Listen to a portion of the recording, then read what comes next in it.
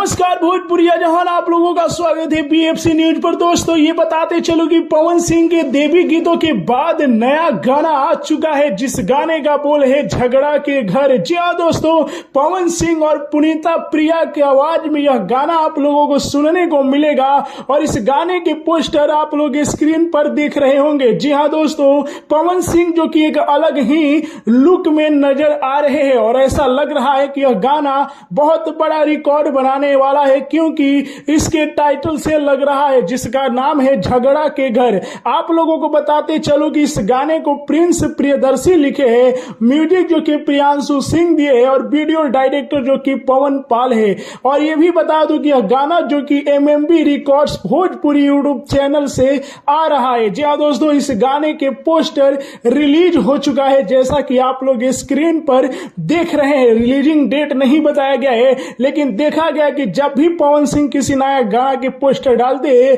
उसके अगले दिन टीजर आता है, ट्रेलर आता है और उसके अगले दिन जो कि फुल वीडियो रिलीज हो जाता है। तो आप लोगों को पवन सिंह के नए गाने का पोस्टर कैसा लगा कमेंट में बताइए। वीडियो को लाइक कीजिए, शेयर कीजिए। जय भोजपुरी।